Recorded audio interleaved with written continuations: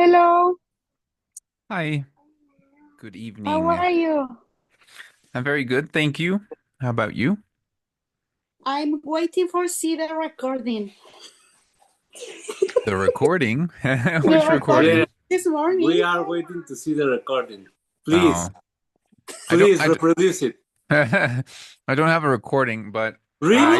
You Ah, don't? no, I have the summary, like, the Zoom summary. Hola. It went well. It went well. I mean, mm, it was today at 10 Mexico, 8 Canada. Uh-huh. She joined like on time. We said hello.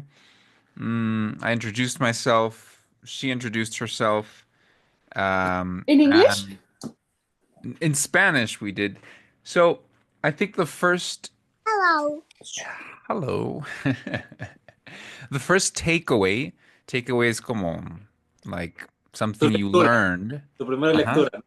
Uh-huh. So the first takeaway was that and it wasn't immediate because it was only until we started speaking English. I thought her English was better. Um, but she says that she rarely speaks in English. Like I asked her, okay, um, is there, do you sometimes spend like a whole day without speaking in English? And she says yes, because she could spend a whole day at home and not use English at all. And if she's on her own, because she is on her own, like half day, then she'll be doing everything in Spanish. So that was my first takeaway. She, I just assumed that she had a better level of English. Um, so that was my first takeaway. Second, the only time, and this is just like this is like gossip. This is not objective information. Échatelo en español, por favor. That's what we like. That's what you like. Mm, the first thing, I mean, no, I was looking for signs of what Anna said, that she's very we saw this yesterday. She's very boastful. She's a show off, right? Hmm? So I was trying to look for signs of that. And I didn't really feel there was anything until later when she mentioned her husband. Ah, yes. Um The, Because I it's the mean, only thing the that she. vice almirant. yeah, Yeah, yeah, yeah. Um because I was asking, we were talking about language learning because Alexa, cancela. the beginning was just introducing ourselves in ¿Tú Spanish, sí estás seguro? then talking a little bit about her life in English so I can check her level, and then we closed in Spanish. So when we were closing, I was talking about how students learn, how the one-to-one can help her, like her specific learning style.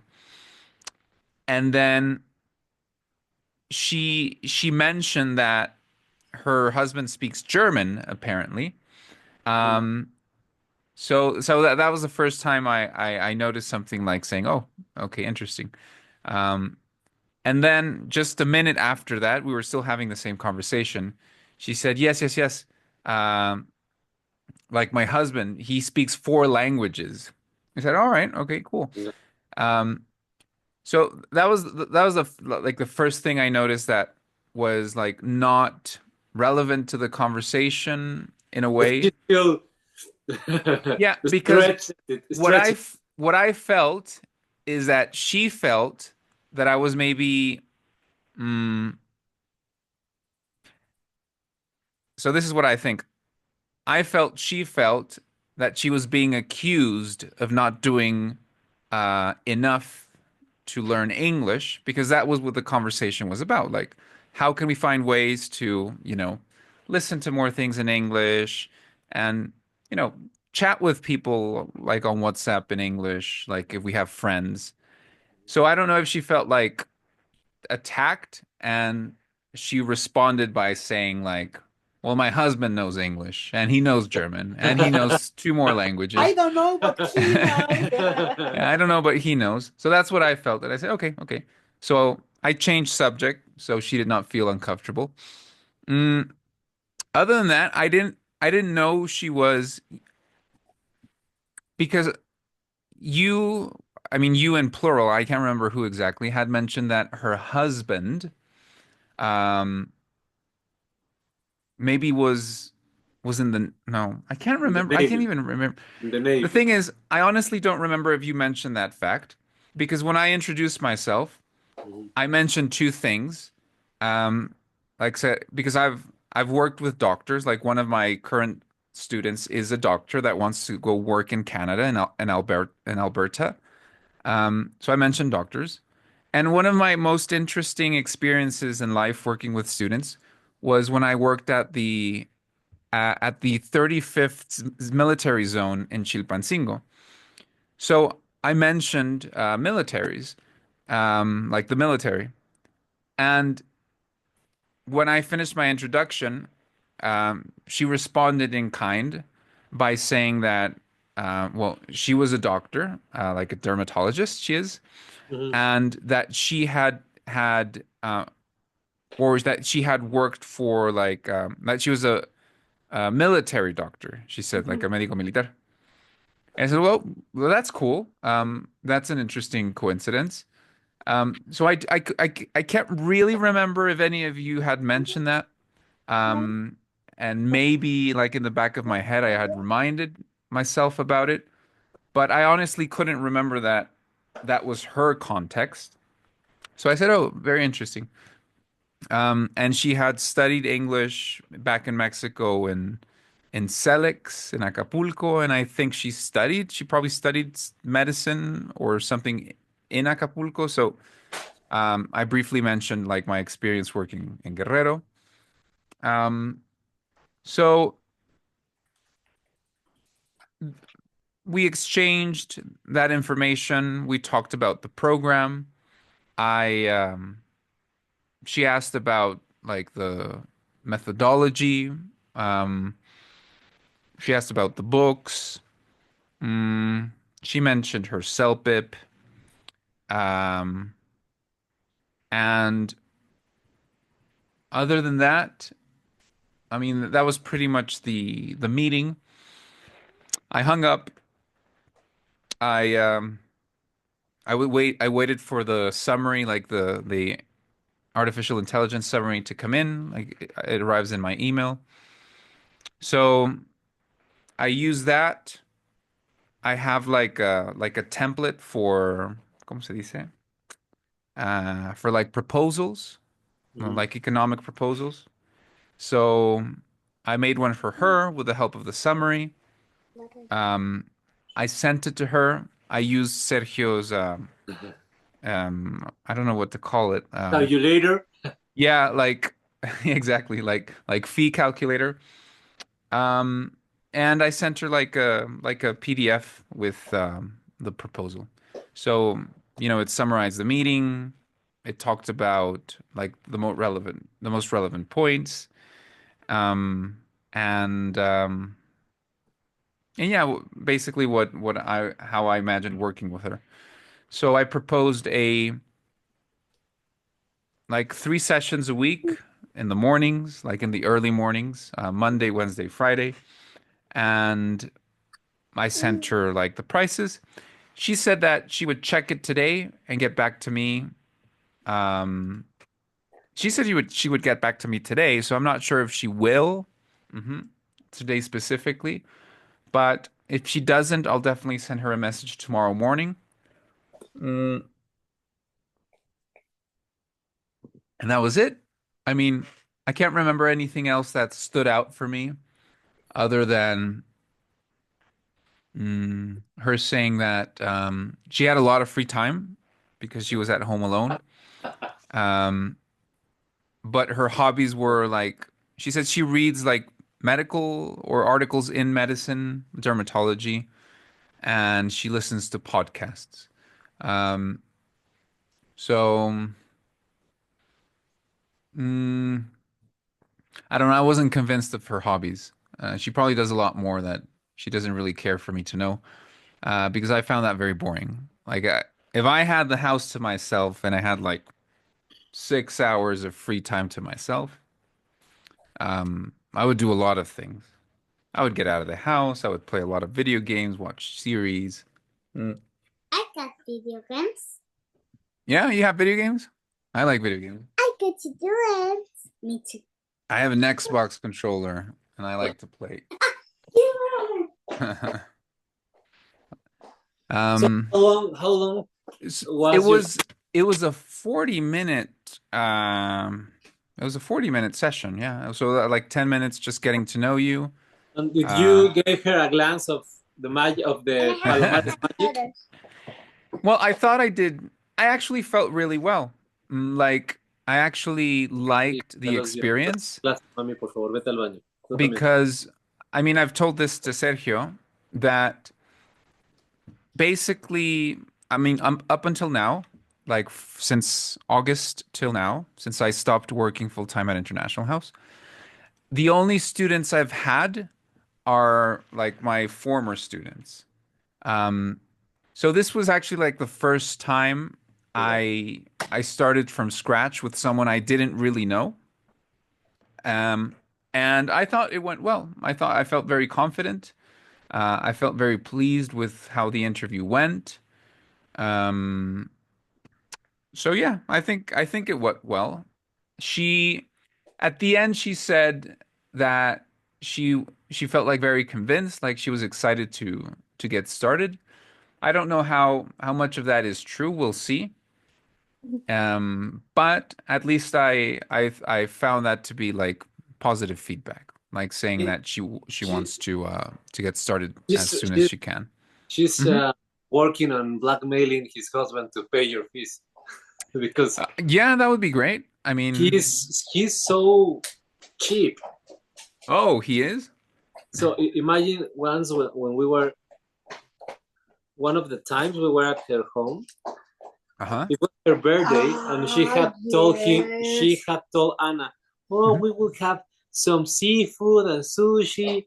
And at the end, he bought the two cheapest pizzas he could afford. And And also, when she was like, "Oh, I have some liquor here at home," and he had to turn to him and, "Can I offer a little bit to Anna, please?" So he's so cheap. Oh, Also, what? no, yeah, that. sucks for And her. did you ask her which conocida? How can I say that? No, No. I didn't actually. I forgot. Because Sergio reminded me, but then I forgot. But tomorrow once I message her, I'm gonna see how I'm gonna mm, Maybe if you get yeah. to meet again, like, oh, by the way, I forgot to mention. May I ask who Mm-hmm. was generous to recommend me something like that? Yeah, yeah. Two of my students, like you make Oh her no, believe that porque si no, mejor no. you have so many students you don't know, right? Mejor no, because maybe she going to start to ask about me, like, oh yeah. Yes. Well, Well, well, she didn't mention anything I didn't ask, and well, she didn't let's mention keep it you like that. or yeah, yeah. But the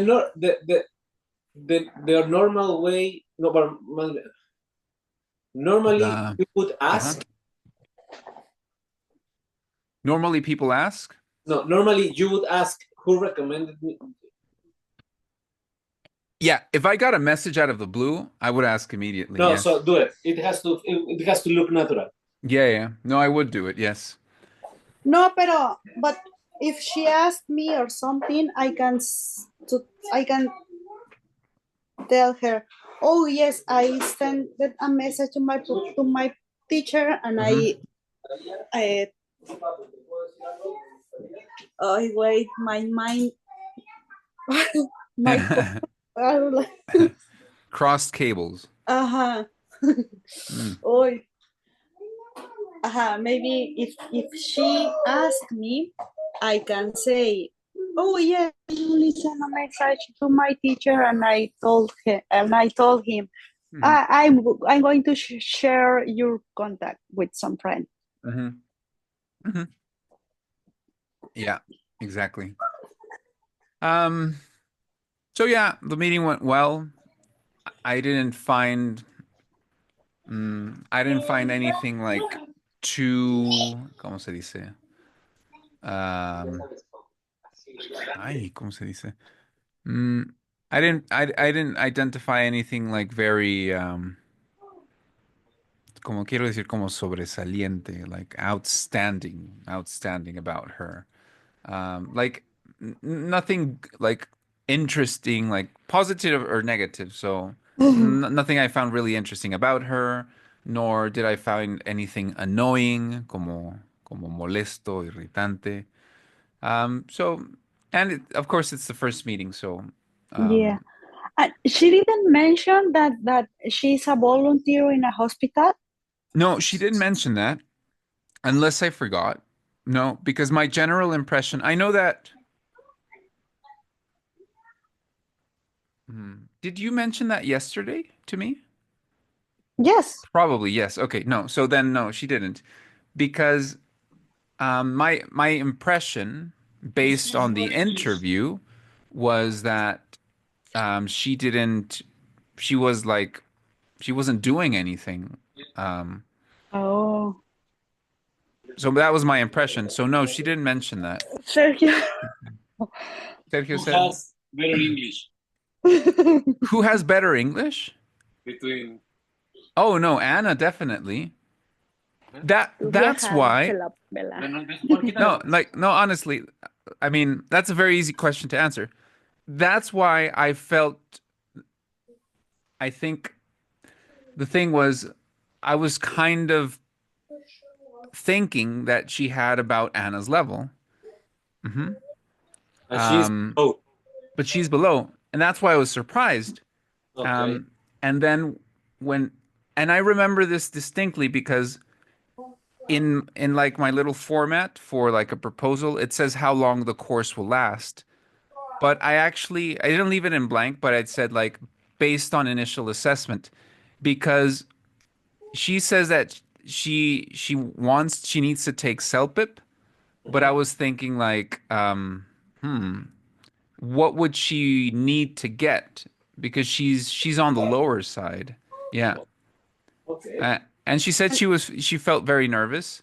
Well, but I think it's like the same thing. Like if you know you don't have a strong level, um, and you've actually used it and maybe even gotten feedback from other people, not like saying, "Oh, you have a bad level," but people not understanding you. Can you repeat? Uh-huh.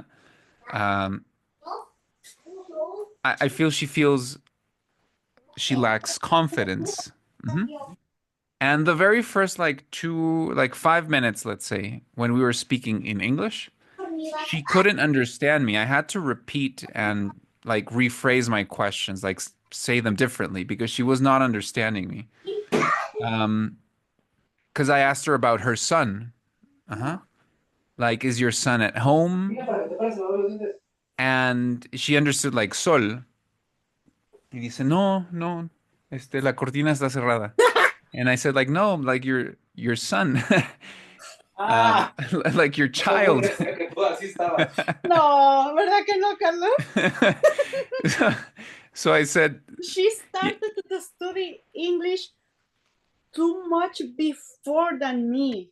So much like and long much before than you, right? but Yes. again, and I have told Carlos this many times. How can you compare one session with Carlos with 10 sessions of any professor But here? who cares? Because her husband speaks 4 languages. Who Oh, cares? Yes, who cares? Nothing. Yeah, that was her reaction exactly. Uh-huh. I was saying like, well, we have to do more things, right, to learn English. And she said, yes, yes, yes, I know. My husband, este, I don't. First, she mentioned German. Like that's how my husband learned German. Uh-huh. I said, okay, okay. ¿Sabes cómo me lo imagino? Uh, ¿Sabes cómo me lo imagino? Please share your screen, open TikTok, and look. Pues, ¿qué pregunté, pues? ¿Sí has visto ese? but she in the street says like, Charlie, Charlie, come. Pues que pregunté, pues. Yeah, because that's how I felt when she said like, no, la cortina está cerrada. Leonardo, me está dando los Leonardo, ¿qué? That's why he thought when she said, no, la cortina está cerrada. Y yo pregunté, ¿dónde está tu hijo? Dice, no, pues la cortina está cerrada. Yo, no es cierto. Is it sound? Is it Ándale, this para mí or la tengo muy grande. nothing? Ese. Para mí la Ok. tengo muy grande. Ese. ¡Guau! De verdad comes rapidísimo. ¿Cómo le haces, eh? Tengo un pene muy grande, Paulina. It's Verga, not pues, ¿qué like that. pregunté? ¡Guau! De verdad. My husband speaks. Yeah. Verga, pues, ¿qué pregunté? ¡Guau! Pues, ¿qué pregunté? Así está, Carlos.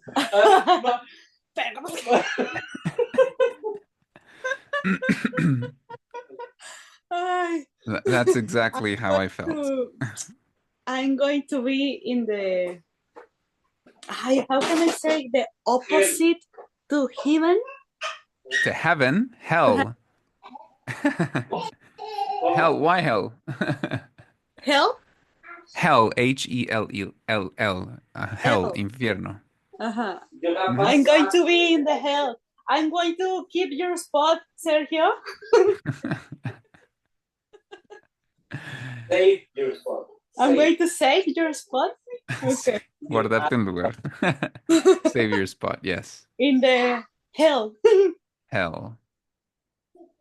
Oh. So, yeah, that's how it went. That was my morning. How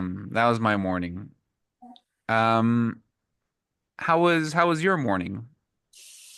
Ay, ay, ay.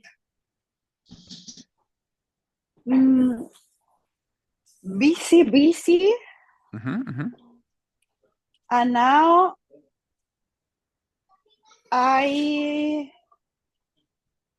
my legs sore, my back sore. Okay. Yes, exactly. Sore, yeah.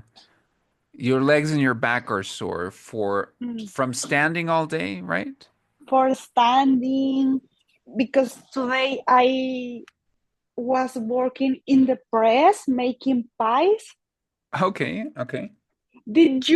Have you ever seen before this orange press which people made orange juice? Like that. Yes. And press. Yeah, It's the same thing here, but with pies instead of pies. orange. Interesting. Yeah. Yeah, I've seen those presses for oranges. Yeah. Okay, so you're gonna have to help me a little bit because I can't really imagine what you mean by pies. What type of Okay. pies? Maybe when I say pies, you can imagine those sweet pies like apple pie or something like that. Okay, we don't make those sweets. We made salad. No, how can I say salado? Salted pies? Yeah. It's correct to say that? Yeah. Salted or no es cierto, dicen salty, salado. Salty pies. For example, we made the pastry with flour, obviously. Lard. The pastry. The pastry, okay. With flour, lard, butter. My pronunciation is good when I say butter. Yeah. Lard, butter. And after we made the pastry, we use some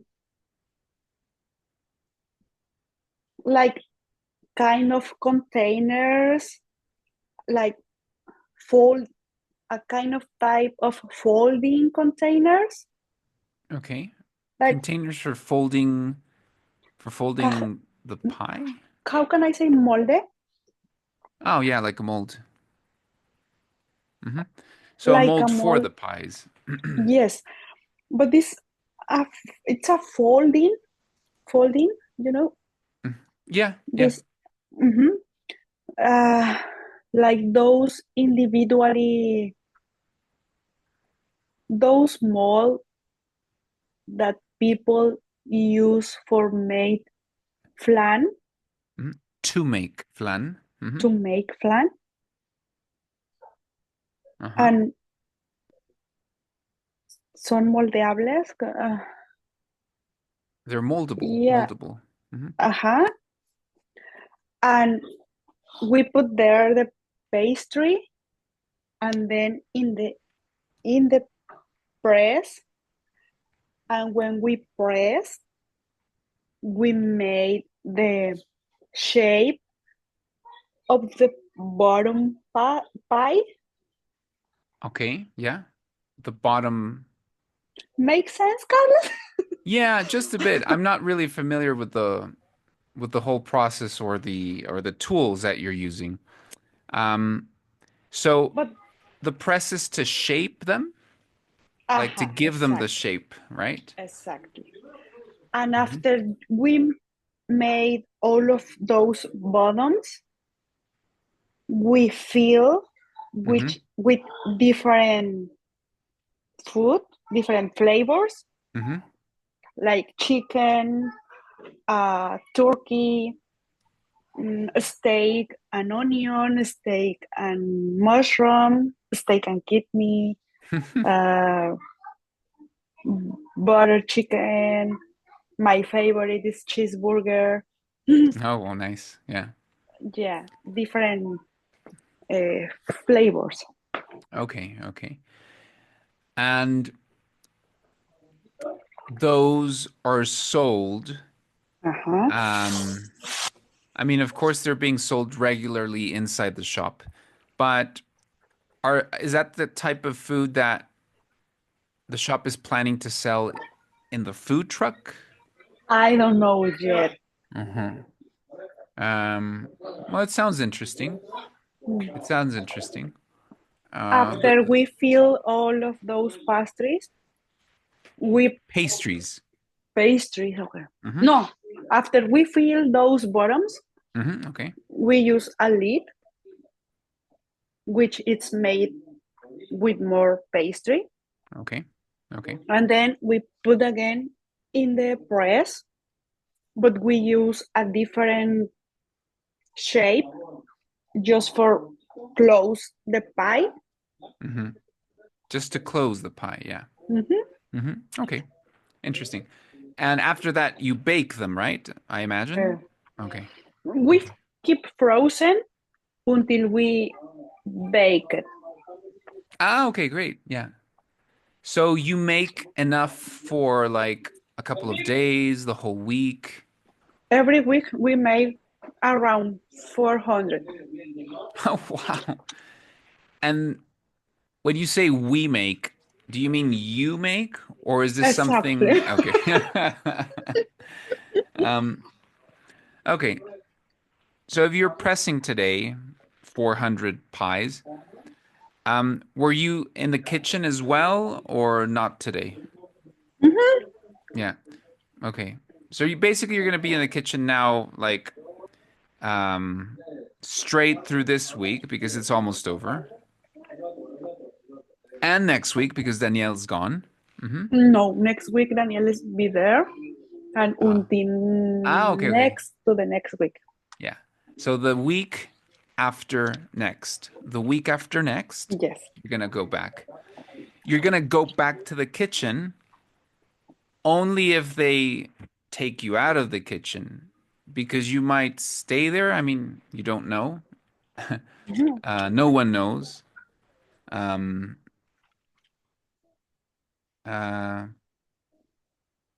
don't even know that Bal knows.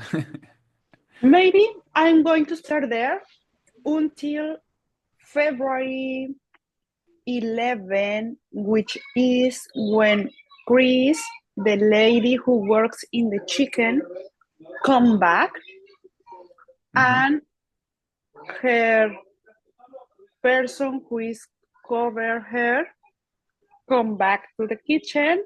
Okay, yeah. And when she come back to the kitchen, maybe they don't need me anymore. Okay.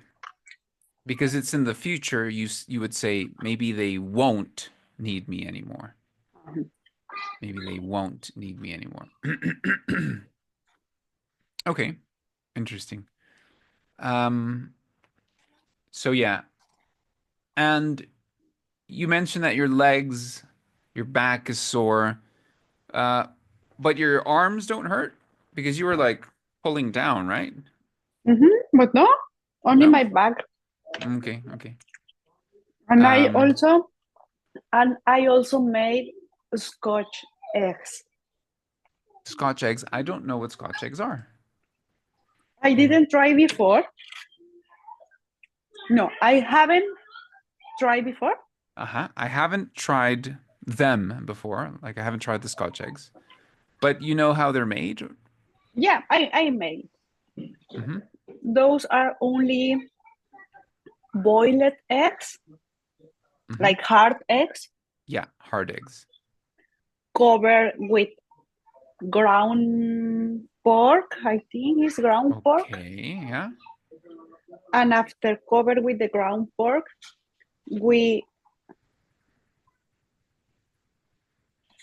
after covered with ground pork, they receive a shower into the eggs. Yeah. I understand. So yeah, they're showered in. Ahora, ¿cómo se le llama eso? In egg. I don't know how that is called. How would you say that in Spanish? We call En huevo egg wash. Egg wash. Egg wash. And after the egg wash goes to the bread for be breaded. To be for breaded? 2 times. For 2 times and then baked. Baked. Okay. Also good. Famous. I've never tried Scotch eggs, and I honestly didn't I didn't know about the Scotch eggs. Yeah, so. No, me too. How can I say no se me antoja? Well, antoja would be one thing. So let me show you. Let's make that note.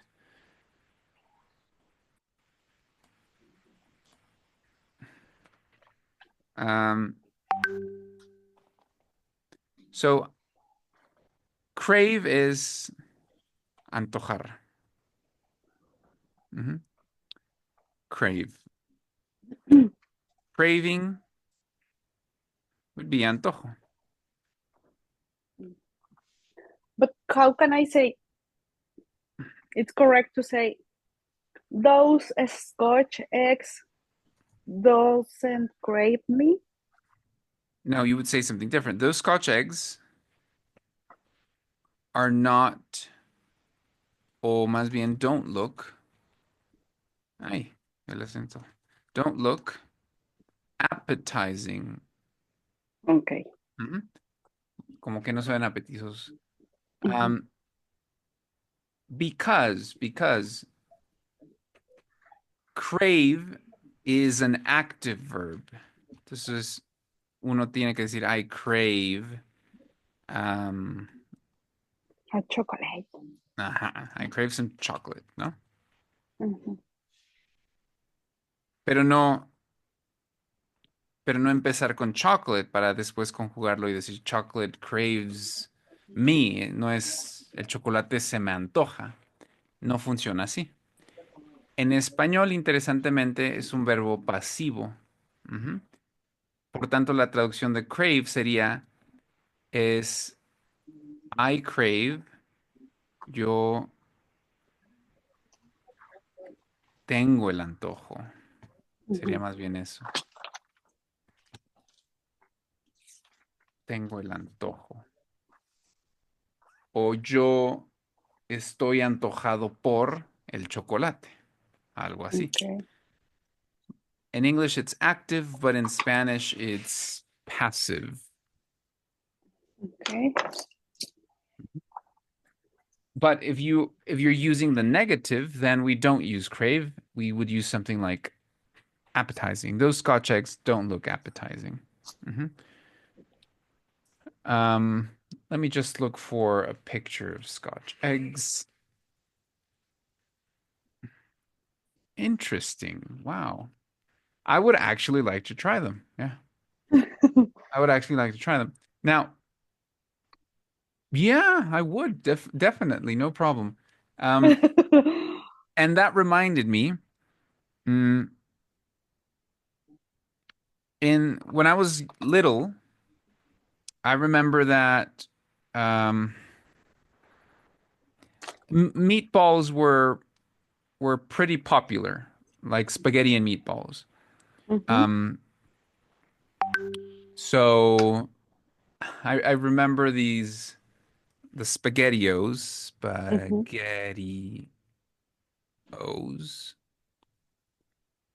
I remember these spaghettios, which were like instant soups, basically. Ah.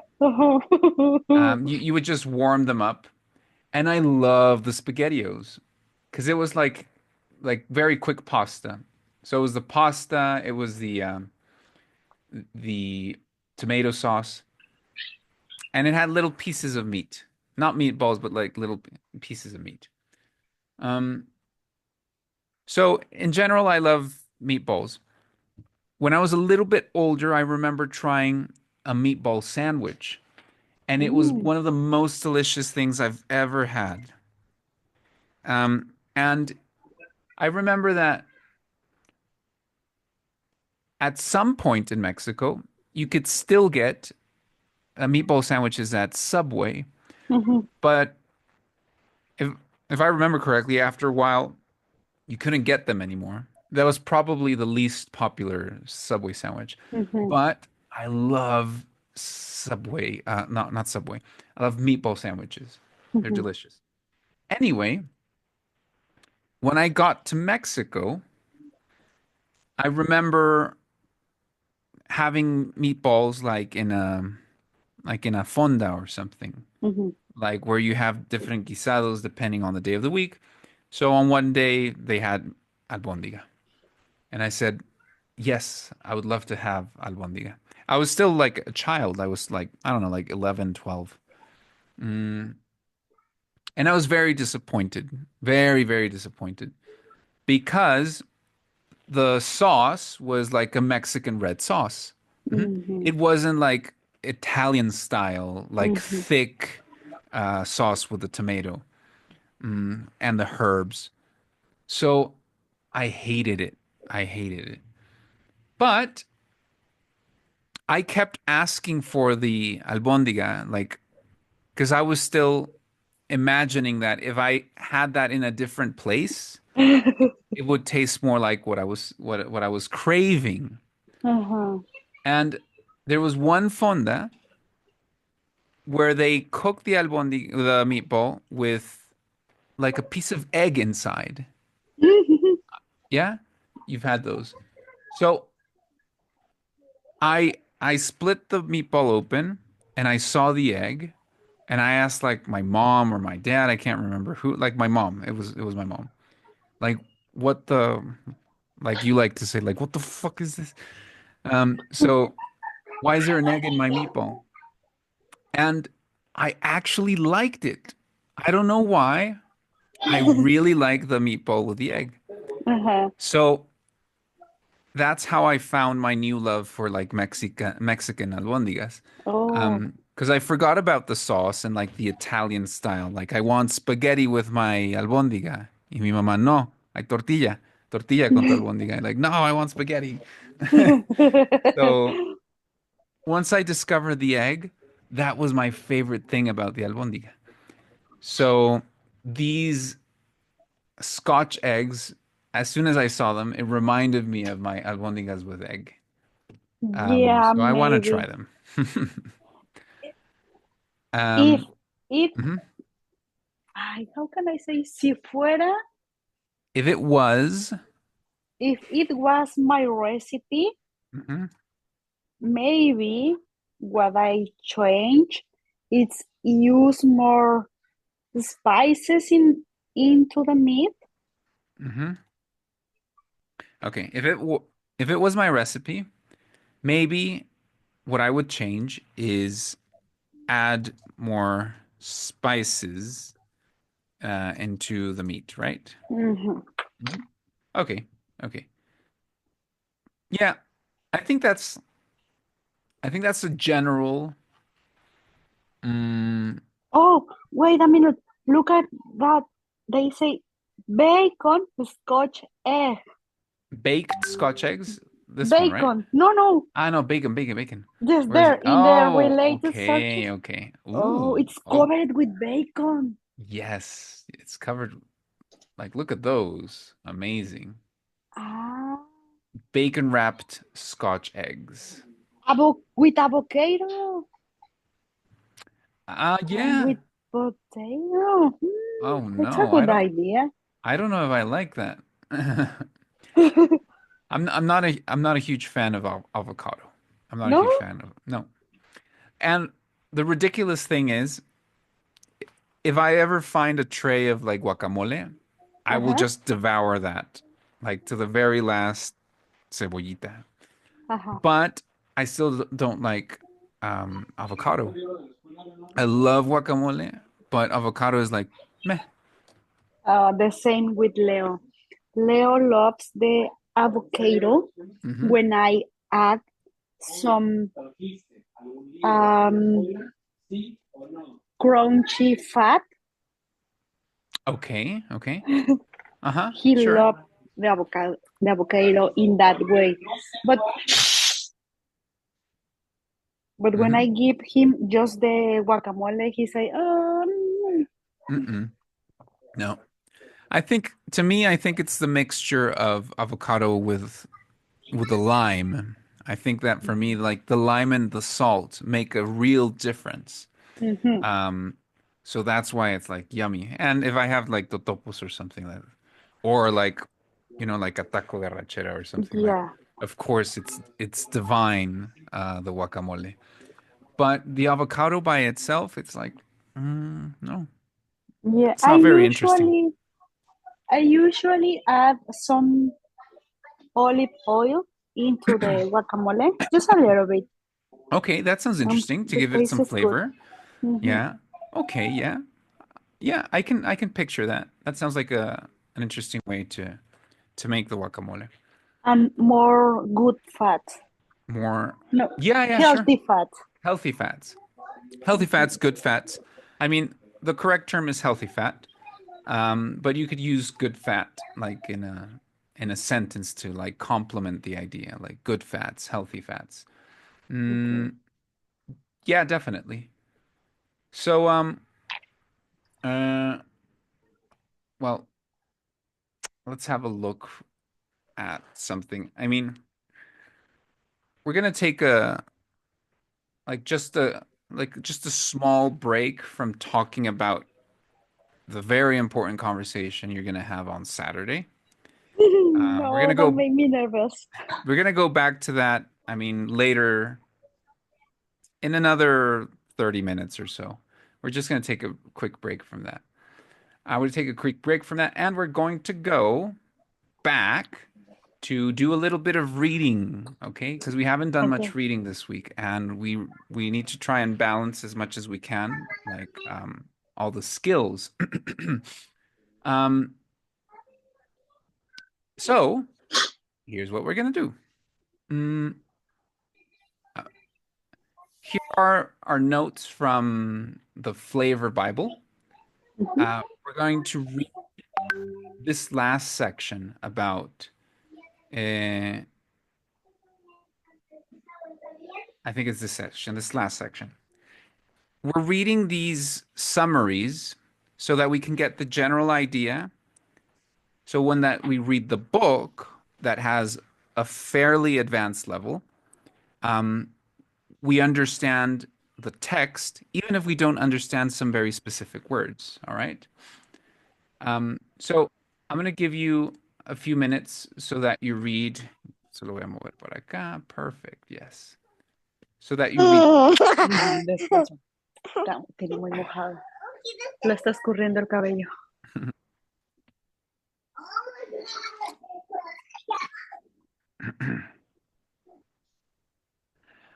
So this small paragraph you're going to read, okay?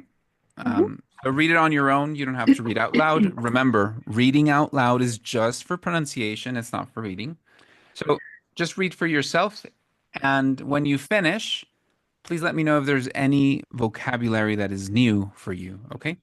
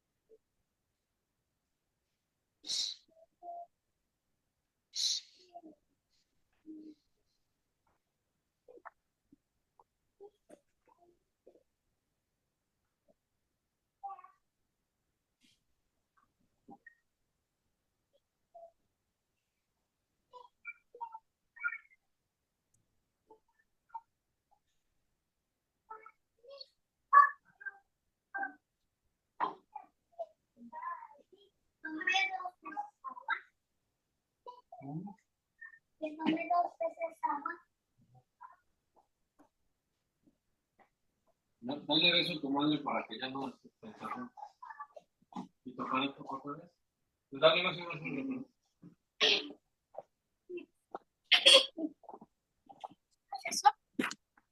¿Cuál?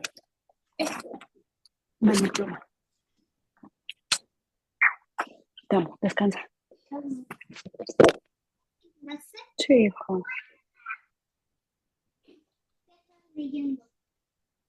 Estoy leyendo una parte de un libro. Ok.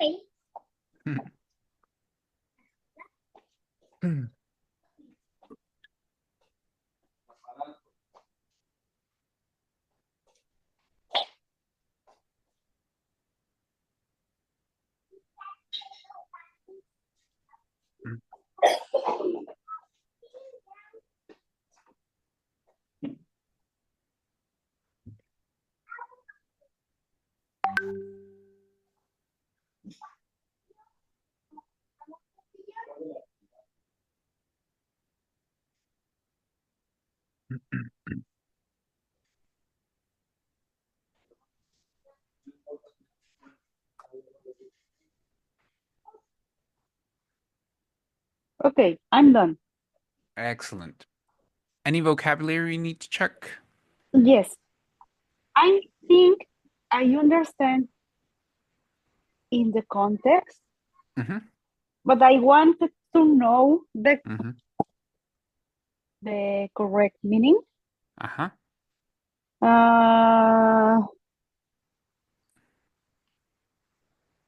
Constraints. Constraints. Constraints. Yeah. It says cooking is influenced by time constraints. It's not the same if you have to cook a quick dinner because children are hungry than when you're on vacation and you say, I want to try this recipe I found on TikTok. So constraints is the limitation. Limitation. So time limitations. So again, if you have to cook in 20 minutes versus 2 hours, that is going to influence the cooking and the flavor. So that's why it's saying time constraints is a factor. Time constraints or time limitation. A ver. Constraint. Constraint es un... ¿cómo se dice? The original meaning of constraint is como una especie de atadura. Como cuando amarras a un animal, ¿no? A lo mejor no en el sentido de amarrar un perro para que no se escape, sino más bien cuando ese mismo cachorrito lo llevamos al veterinario y a lo mejor hay que revisar algo y no queremos que mueva o la pata o la cabeza o que muerda, se le pone un constraint, ujú, que es una especie de, creo que hay una mejor palabra, pero atadura. Es algo que los amarre. Ujú. Ese es el significado más directo, más conciso, más más literal. And But in I'm this sorry. case, yeah, but in this case it means like limitación. Ujú. Okay. La limitación del tiempo. Okay. And we can use that word constraint Ujú. We can use that word in constraint. both situations. Yeah, in both Like, situations, yeah. Mhm. okay. Okay. Um, for example, mm, maybe for mental patients in a psychiatric institution, um, they have constraints maybe for their arms or their legs, if they're trying to, like escape. So they have constraints. Okay. Um, mm, and then the example that we saw here was time constraints, the limitation in time. So quick weekday dinner versus leisurely weekend brunch. Do you remember what leisure means? No. Leisure refers to free time. Mhm. Leisure refers to anything that gives you satisfaction, como un paseo en el parque, como leer por placer o ver televisión. Todo eso es leisure, entertainment, de alguna forma. Entonces, un brunch, que se hace más como para pasar el rato, es leisurely. Mhm. Okay, so constraint. Did you find anything else? Exploring on truffles. Exploring that word. Splurging. Splurging. Okay. Splurging on truffles. Es un verbo chistoso. Mm, el sonido es chistoso. Splurge. Pero splurge means when you spend money. mm, when you spend money like very, no tanto como unlimited, pero sí, freely. You spend money freely. You spend money like extravagantly. Mhm. Okay. So, aquí incluso podríamos decir, sin afectar, sino más bien complementar, podríamos fácilmente decir budget constraints, o sea, limitaciones del presupuesto. Porque una cosa es como, así, Mm, gastar en trufas que cocinar muy económico, ¿no? okay. Y splurge es spend money very extravagantly. Vamos a ponerle splurge es spend money extravagantly. But when you say splurging, Mhm. it's only with money? Yes, actually, it's only with money. So here is como Okay. spending a lot of money paying for truffles. Okay, that's why is the on truffles. Yes, Okay. igual que spend. How much did you spend on your outfit? Or how much did you spend on Christmas dinner? Or how much did you spend on? Mhm. Okay. Um, yeah. on hearty soups. Hearty soups. So, hearty versus light. Ahí, como todo este enunciado o estas ideas son como un contraste entre rápido, lento, caro, barato, light, hearty. When you're talking about, esto es va. Hearty means that it has maybe, it is rich in ingredients. Or that it is a lot of food. Entonces, por aquí ponemos hearty. Hearty. Hearty. Hearty. Hearty. Hearty. Hearty. Hearty. Hearty, como una D por ahí después de la R. Hearty. Hardy. I know. Hardy. Hardy. Hardy. Hardy. Hardy. Hardy. So hearty means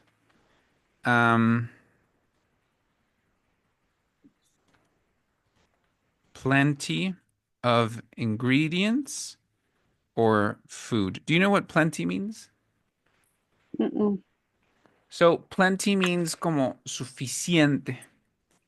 Y prefiero usar plenty y no a lot, porque hearty no significa que es demasiado, sino que como muy lleno, muy frondoso. So a hearty soup versus a light salad. Es más, si yo busco hearty soup,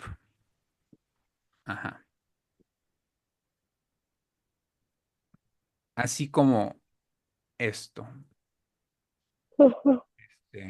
con muchas verduras, con carnita, bien servido. Este del cucharón, híjole, ¿dónde estaba? Ese me gustó un buen. ¿Dónde está el cucharón? Lo vi por acá. ¿Cuántos ingredientes en una sola sopa? That is hearty. And question, can I use the word plenty as a synonym of enough? No, a ver. Y eso incluso me gustaría como ilustrarlo. Si esto es como límite, enough es llegar al límite. Y plenty es sobrepasarlo, pero como que solo lo suficiente como para que se note que es generoso. Entonces, so plenty enough, is more than enough? plenty is more than enough, a little bit more than enough, ¿no? That's a great explanation. Plenty is a little bit more than enough. Enough, how can I grade enough? E-N-O-U-G-H?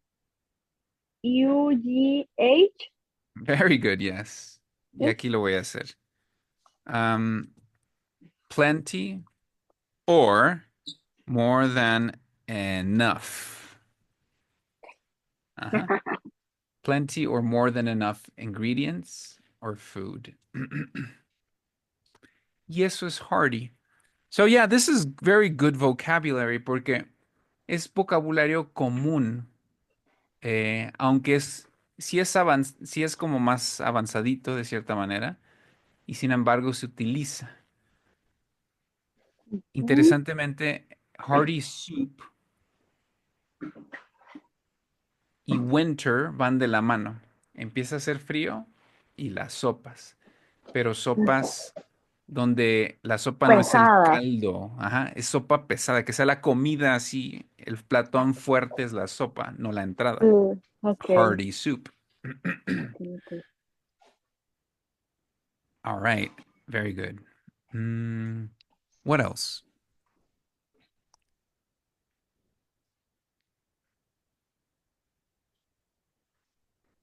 After sweetness between sweetness and acidity.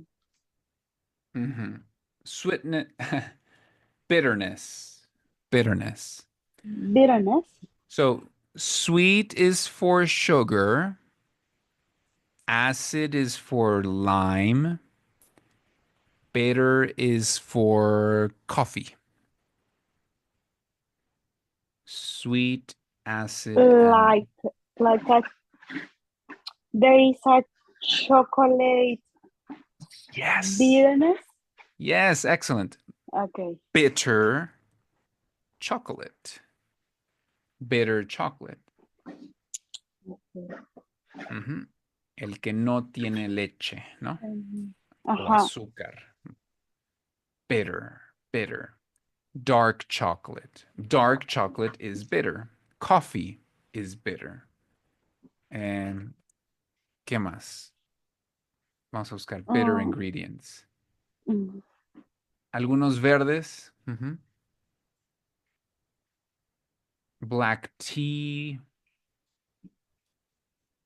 The pronunciation is bitter.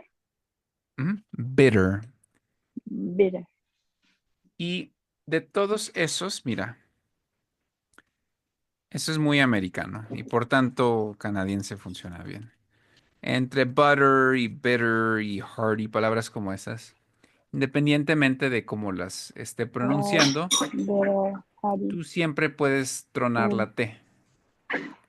Bitter, butter, hearty. Oh, ok. Siempre se puede tronar la T. Butter, bitter, hearty. Como te sientas más cómoda. Ok. Bitter, butter, hearty. Y es muy americano hacer bitter, butter, hearty. Ok. Igual acá. El plenty se escucha seguido. Pero también se escucha plenty. Plenty, plenty. Ok. Yep, great. One last word. Or no?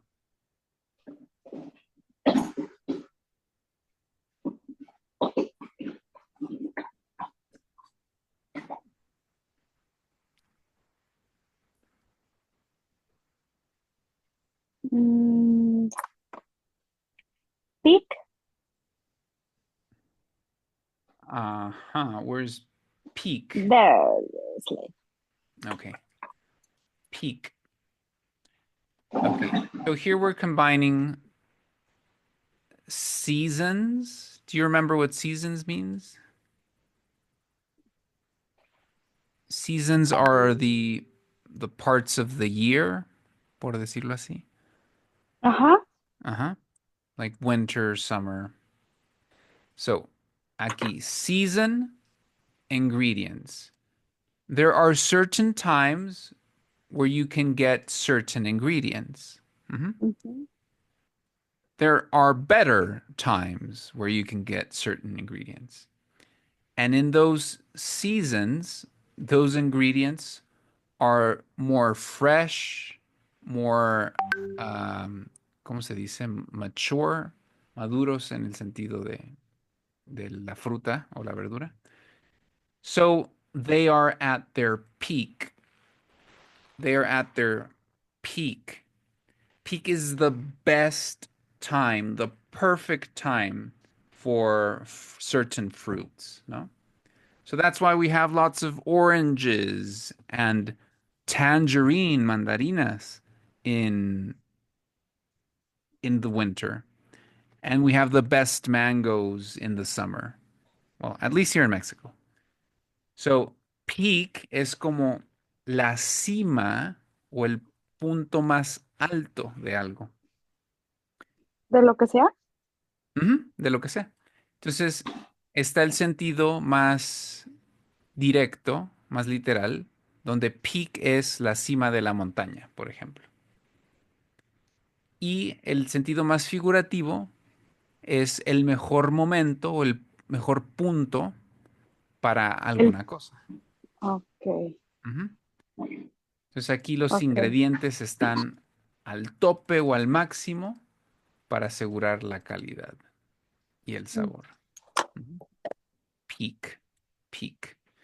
So peak is the highest point of something. Something. What's it? Highest point of something.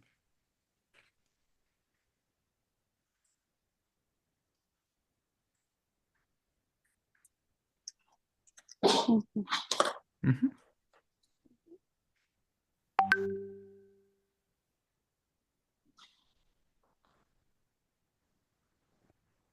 Okay, great. And that's it, right? Excellent. So we're going to go back to the book and we're going to start looking at that section in the reading. ¿Dónde está?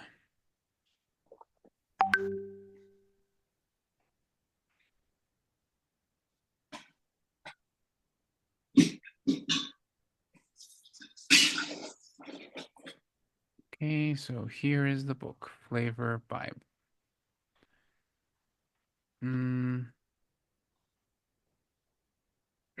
Chapter 1. ¿Dónde está chapter 2? Great cooking. Okay.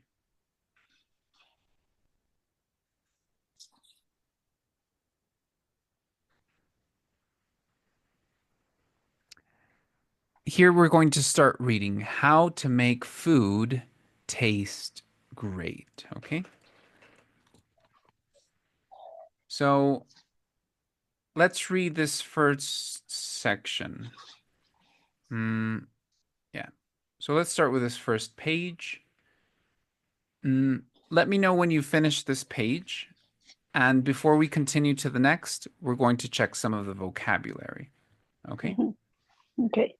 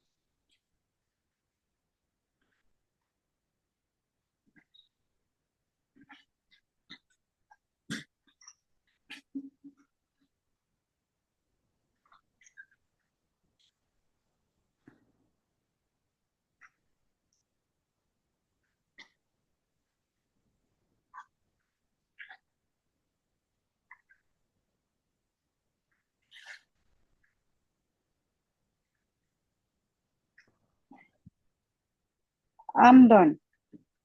Okay. Is there anything we need to check from this part of the text? Yes.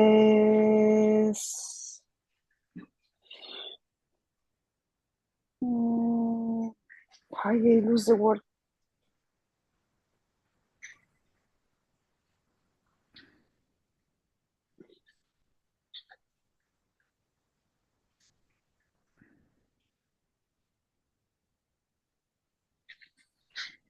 The first heirloom tomatoes. Heirloom. Heirloom. Heirloom. Heirloom. Well, heirloom is an interesting word and is a word that we might use in cooking often, especially if the cooking is like very sophisticated. So heirloom means that this is something. Okay, these are heirloom tomatoes. So heirloom tomatoes would refer to tomatoes that are organic, but that the variety of the tomato is very old. So for the past, ¿qué será? For the past 60 or 70 years, there have been genetically modified vegetables. A heirloom tomato would be a variety of a tomato that you cannot buy at the supermarket. Probably you could not buy at the market, but you could only buy directly from an organic farmer. Maybe someone that has been cultivating tomato from seeds, since World War II. So those are heirloom tomatoes. Heirloom es como like original or very old or antiguo. Entonces se refiere a tal ingrediente que por su antigüedad se preserva de manera orgánica en cuestión de calidad. Ahí donde el tamaño no importa, sino el sabor, el jugo, su capacidad para reproducirse y soportar plagas. Heirloom. Entonces es un vocabulario muy específico, muy específico. We can only use that word with ingredients? That's a great question. So with ingredients, this is a word that is very specific. So you may or may not hear it often. A veces no se escucha mucho. Pero es por lo mismo, es algo raro, es algo sumamente valioso. Now, fuera de los ingredients, heirloom se refiere a un... Heirloom is an object that is very valuable to a family because it has been passed down through generations, from generation to generation. So maybe a ring or a dress. Maybe, es que puede ser cualquier cosa. Maybe a table, una mesa. So that is a heirloom. A very valuable object that is very old and has been passed down from generation to generation. But you say that only with ingredients. No, in this second example, it could be a physical object. Like, es que no se me ocurren muchas cosas más que joyería, más que a lo mejor algún tipo de ropa especial, y cosas que no tienen función, como un reloj viejo que ya no funciona, una espada porque era del tatarabuelo, una escopeta que tampoco sirve. Eso es un heirloom, un objeto de valor muy antiguo. But have to be a value. It has to be a valuable object, yes. Okay. Okay. Valuable object because it is an antique. Okay. Entonces, la escopeta del tatarabuelo revolucionario que ya no dispara, pues ya no sirve, pero el valor no es en la función. So it has to be very valuable, even if you see it and say like, meh. Okay. Es tan valioso que es invaluable. Because it could be a Bible. It could be a Bible that maybe was very popular in the past, but it is grandma's Bible, so that's why it's valuable. Not because it's a rare collectible Bible. No, it's just because it's grandma's Bible. Because with that Bible, my grandmother did her baptism. Baptism, yes, exactly. Baptism. That is a perfect example of a heirloom. Okay. So in this case, talking about a heirloom tomato, it's a very valuable variety of tomato because it has not been contaminated by a genetically modified species. So it has not crossed with other genetically modified varieties of tomato. So maybe the tomatoes are not big like the ones in the supermarket. Maybe they're very small, but they're very juicy. They're very flavorful. They smell. Like, what's the smell of a tomato?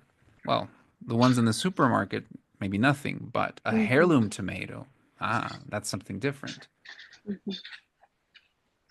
I'll give you an example.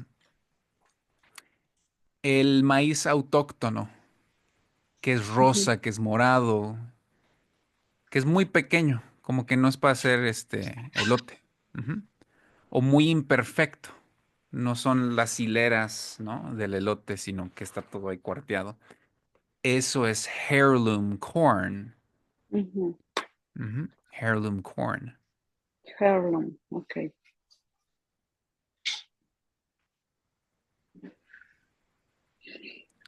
Okay. Great. Well, if there's nothing else, then here is the next section. Bueno, lo de arriba ya se leyó, que era el tiempo y el presupuesto. Y ahí continúa con el presupuesto, okay? So let's read this next section, please. Ahí está. ¿Se ve? Okay, great.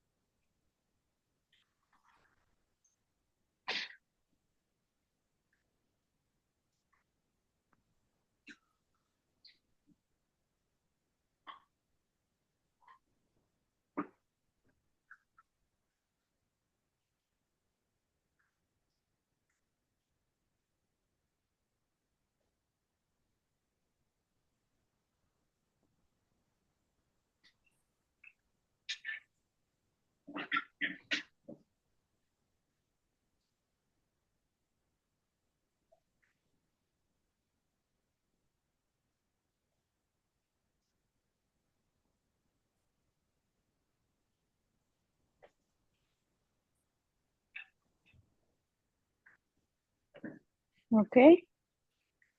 Hmm. All right. Any vocabulary there? No words. No words. So then let's just finish. I think there was just like 2 more lines.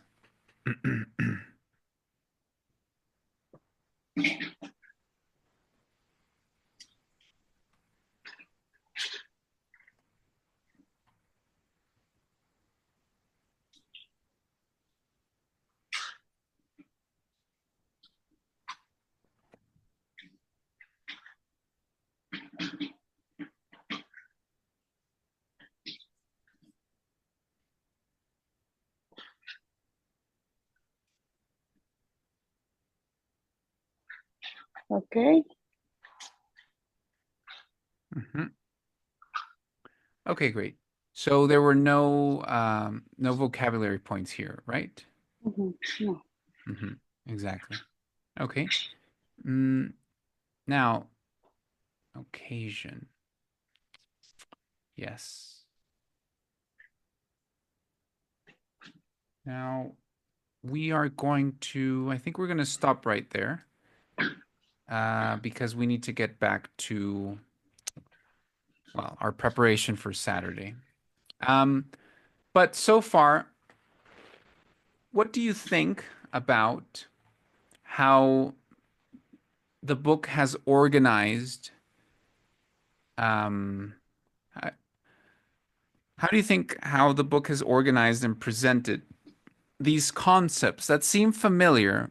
You know, they seem a little bit obvious, but when you're cooking in a lifestyle where you don't really have time to cook, or where you cook because it's your job, then some of these points sometimes are forgotten, or they're not satisfied. So, what do you think about the ideas that are presented in this chapter of the Flavor Bible? Everything makes sense because that happened to me when I cook it in the morning. I cook it very fast, and how can I say mal humor? Bad humor? Yeah, bad mood. Bad In a mood. bad mood because I already wake up, I'm tired, I don't like what I'm cooking because usually during the week I try to cook healthy food. So my mood is not the best and my food also it's not the best. Okay. But but when I cook something that craving me, that's correct to say that? No, something I crave. Okay. When I cook something that I crave, or when we going to have a visit for dinner or something like that, even if I'm tired, I would like to cook in the night when the kids don't talking with me, Yeah, the kids are not talking with me. are not talking with me, when I use my music and I try to be relaxed and I taste and I say, maybe I can add more of this, more of that, until likes me. It's my food is better. Okay.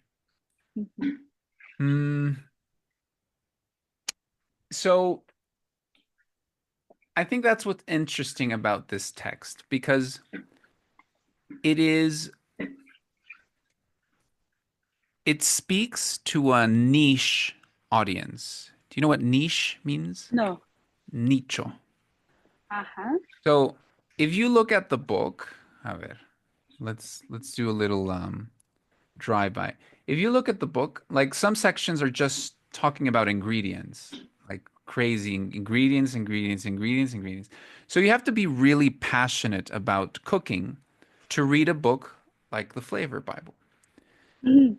But the information in most parts of this book is actually very, ¿cómo se dice? Very,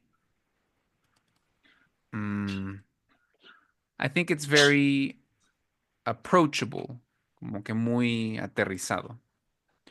So you have given me examples now of how these concepts actually apply to your life, and you get to see them in action, right? So yeah, it's a very interesting book that we're going to continue reading. So now we spend some time off from this conversation that we're training you to have. I am going to go back to our document here. Here, I'm going to write a title. We have a lot of information. This is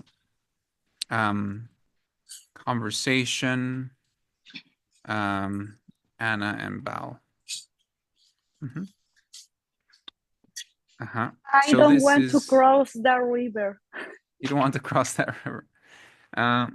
In English, we say, o sea, lo mismo, pero en English we say cross that bridge. Okay. Porque si el puente atraviesa el río, ¿no? And we use the analogy with a bridge. A ver. Y ya que lo pases, la expresión sería, o sea, ya que lo pases y a lo mejor te sigas sintiendo nerviosa y lo habré hecho bien y dije esto, chin, ¿por qué dije eso? Mhm. Sergio te dirá, water under the bridge. Water under the bridge. Ya cruzamos el río y No, ya, lo demás Sergio me queda como... dirá, why you say that? But you trying with Carlos. And you, how can I say la cagaste? You You screwed it up. Screwed it up. And that's precisely our next exercise. I want you to have a nightmare of a conversation, but only in class. So I'm going to present you like a worst case scenario. And what we're going to do is we're going to read through it. We're going to see what Anna can improve, and we're going to see, ¿cómo se llama? Bal acting like a complete bitch. And then we're going to role play the worst Okay. case scenario. Okay. I don't going to. I'm done. Okay, again. I'm done going to read. That's okay if I try only with my mind. If you try only with your mind, you're not going to read. Oh, yes. That would be amazing, actually. So Okay. what I'm going to do is I'm going to stop sharing. How can I say improvisar? Yeah, we can improvise. We can improvise. Improvise. Okay. Okay. So we can improvise. Yeah. And I have some notes here. Hopefully, ¿qué dice? Qué raro. Anyway, I have some notes here. Hopefully they help me to be a little bit more Bitch. to be a little bit more bitch. A ver, let me usemos esto. We're gonna speak in English, okay?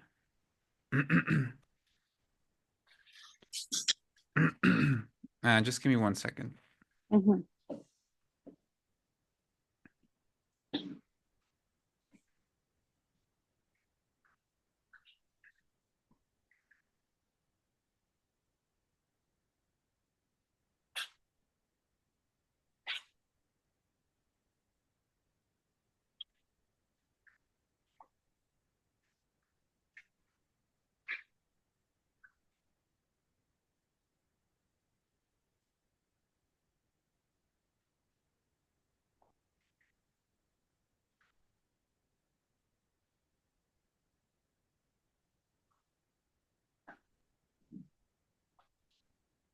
Okay.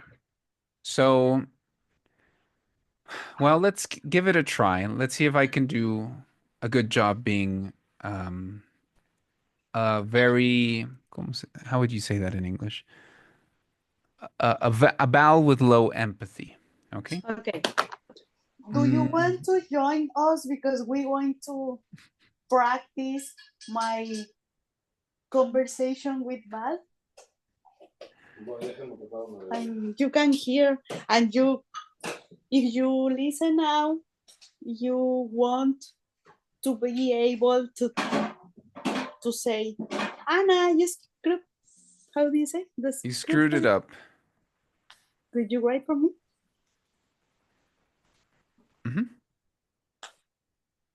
Okay, But so it's a bad word, that?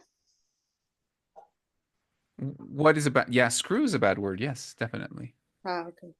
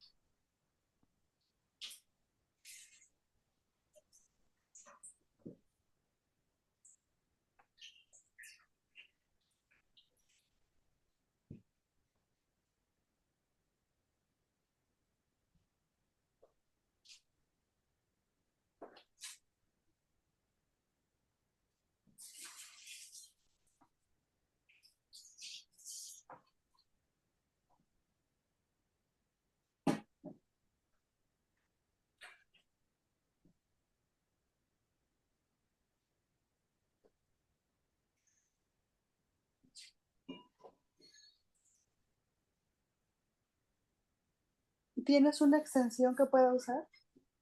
Sí.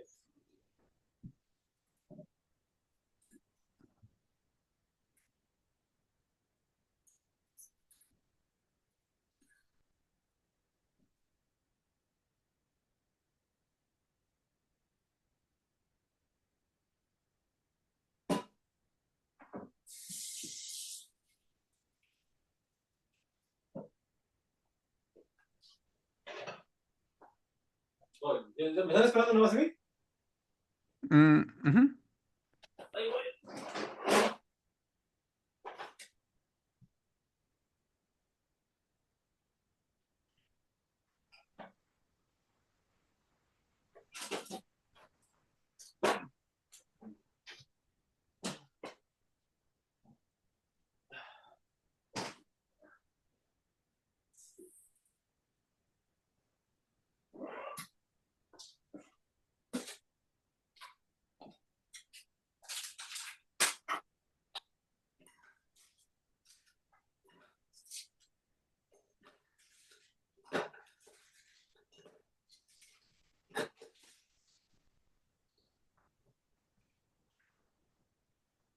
¿Estás esperando? Sí. Voy. We were to visit an apartment today. You visited, right? We visited. We went to visit an apartment today. Was nice, but a little bit far away. Okay. A little bit far away, close to any bus stops or? We didn't check. No, we didn't check that. Okay. Well, is it any good? You know, because it's far away, but have to buy a big storage. A nice kitchen, but a small. Everything is small here. Everything is small. In general, you mean with the apartments? Like all the apartments you've seen, they're quite small. Less the houses. Not everything is small. Your friend's MD is not. okay. Your friends envy. Yeah, that bitch have a good apartment. Envy. Envidia, la envidia. Por eso. Pero eso, ¿qué te estás hablando de su departamento? Estás hablando de su envidia. Por eso. Ah, ya estoy igual que con Del Sol. Son, your child. Pero levanta esto para que Ay, pero conéctamelo, se ves con todo. All right. Ah, sí, pero. ¿Cómo se llama? So just to check, remember that we're imagining that we're in Bal's office. So you arrive, right, at her office, and in the previous role play, the one that was like the good scenario, it started with, "Hi Bal, thank you for meeting me. I wanted to talk to you about something personal that's been on my mind." Okay, so I'm just giving you that beginning prompt. Okay. You're going to have to repeat it in your own words. This is going to be a very interesting exercise because I have the transcription tool on. So when we finish the whole conversation, I'm going to have like an exact copy of everything you said, every word you said, including the hesitation, like the repeating the words and correcting yourself. Everything you said is going to be recorded. And I'm going to send you that conversation so you can review it tomorrow, even if it's just 10 minutes before the class, because we're going to work on that conversation tomorrow, Friday. Okay. And it has to go from acceptable to perfect, okay? Okay. All righty then. So you begin, and I'll do my best to answer. I'm going to, if I need to think of something really good to make you think, you're just going to have a little bit of patience so I can think about it, okay? Okay. Because you're nervous, but I'm twice as nervous because I want to be like a very good Bal, like a very bitchy Bal. Okay. You have to blink a lot. Okay. I have to blink a lot and say what? No, she has like a tick. It's her eyes. She blinks a lot. But she has like a catchphrase. A catchphrase es como una frase así que dice mucho. What's her catchphrase? Makes sense. Okay. That's her catchphrase. Let me take some notes. Another thing. Yeah. Go ahead.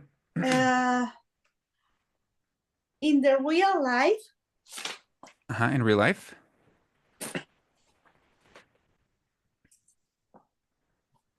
How can I say lo más seguro es que? In real life, it's most likely that.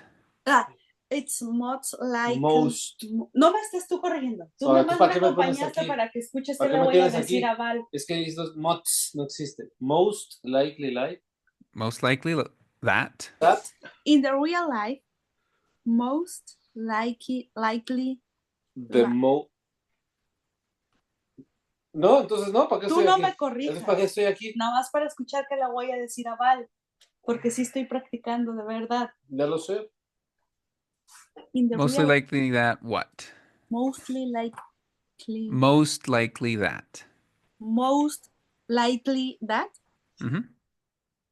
Going to talk with her when we close the store. Okay. And she's going to be cleaning the big case.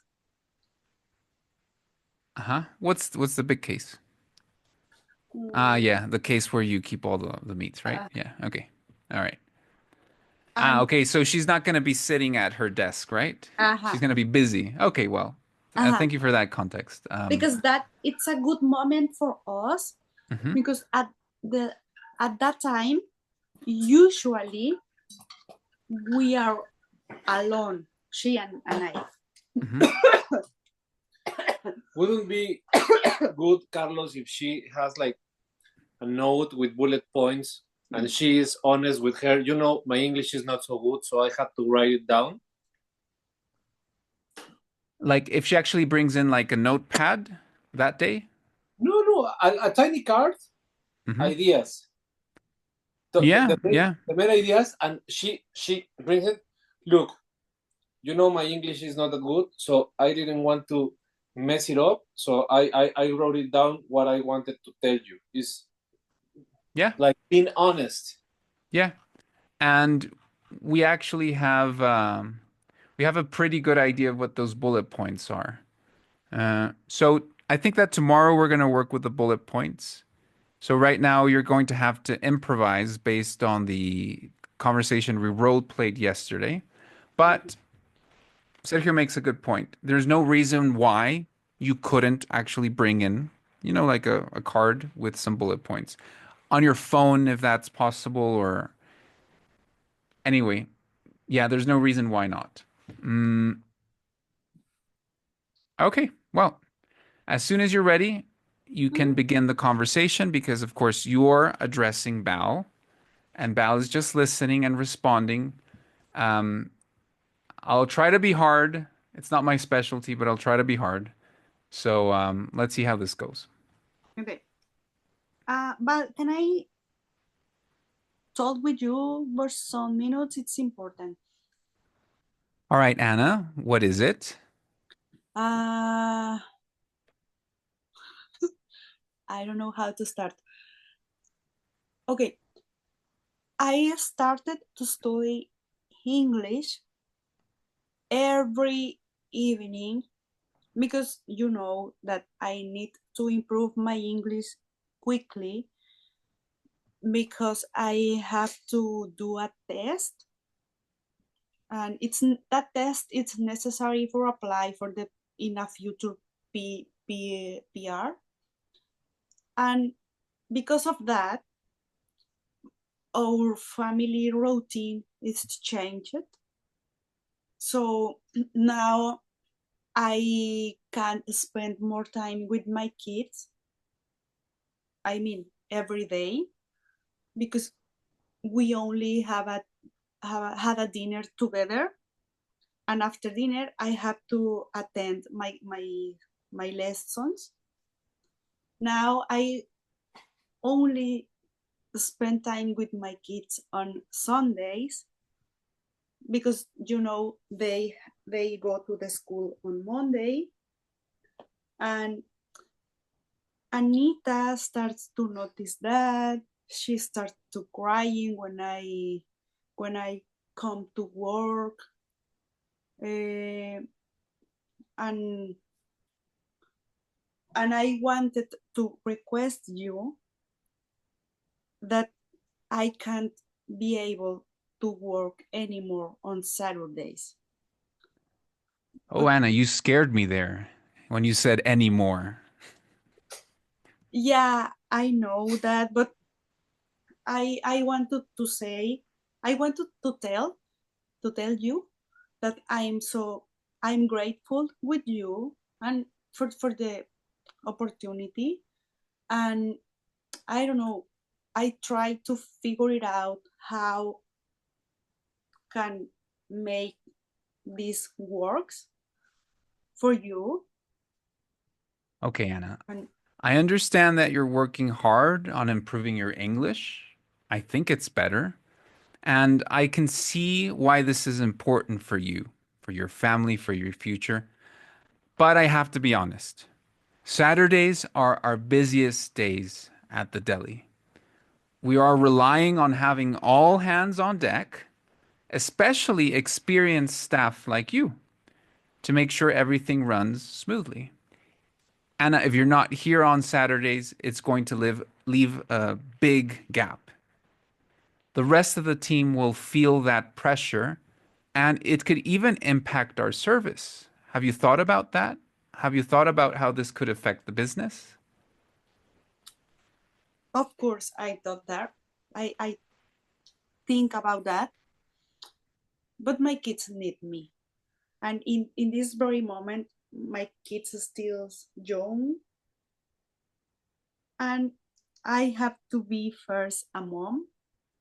And they really need me. But I can work even on Monday if you need me. And also, I propose you maybe to work Friday night just for help you to get ready everything for the next day. Okay. I understand that your kids are a priority. And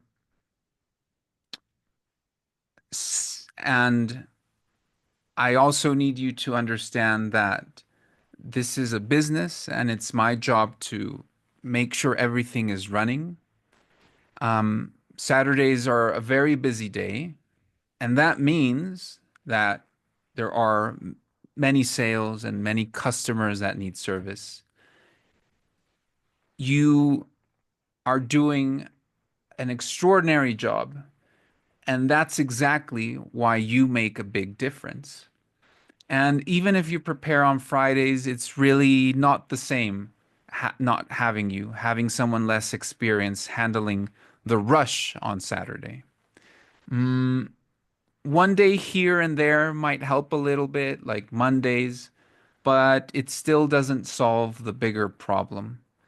If you take Saturday off, it will put a lot of pressure on the team, and I can't risk that. Do you understand what I'm trying to say? Yeah, I got it. But Okay. I don't know. I feel me bad, but my kids feel the same when I leave. Okay. All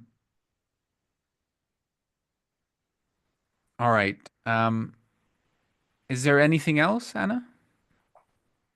No, just like that. And I wanted to say again that you have all my availability for work Mondays if you want, or if you need me, or for help Friday late. Mm-hmm. But well, it's not an easy situation, Anna.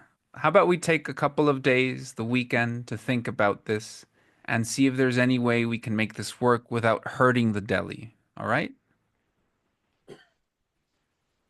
Could you say again that part, please? Uh-huh. Let's see if we can make this work without hurting the deli too much. Without hurting? Hurting. Without affecting the deli. Mm-hmm. Okay. All right. Talk again soon. Okay. Let's stop right there. Okay. So that was a very difficult battle. I had no intention of like finding a solution really. That is the worst case scenario. I hardly believe that will happen. I made many notes. But the important thing is not what Bal says. Okay, the important thing is what you said. So let's do this. Let's hear Sergio's notes. I'm going to very quickly copy all your text. It's here in the transcript on Zoom. So I'm just literally copying the text. So at the moment, it's going to look a little bit like disorganized because a lot of it is not like, perfect sentences. But that is a reflection of how you were speaking. Okay?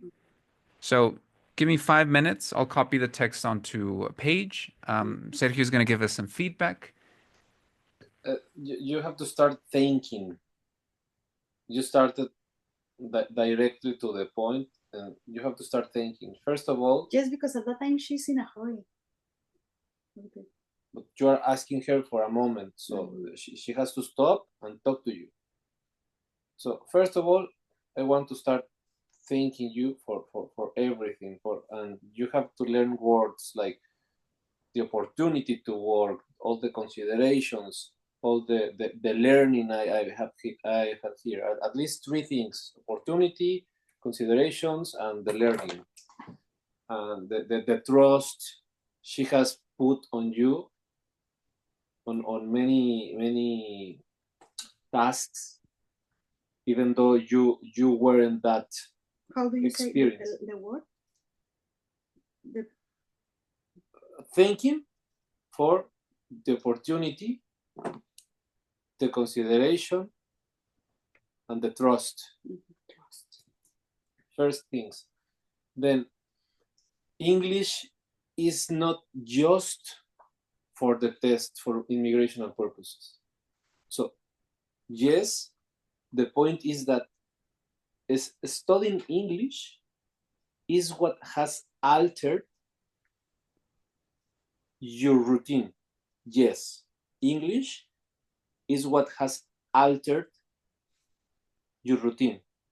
But English is not just for immigrational purposes. It's one of the most important, but English is for your everyday life, for working, for being able to tomorrow help your kids with their homework, to integrate into the community, to aspire to a better opportunities. So yes, the fact is you started studying English. One of the purposes is immigration purposes, because you want to stay here for your kids. So you must transmitir, you must convey that everything you are doing is for your kids. So you're studying English for your kids. Why for your kids? Because if you want them to stay here, you have to go through an immigration process.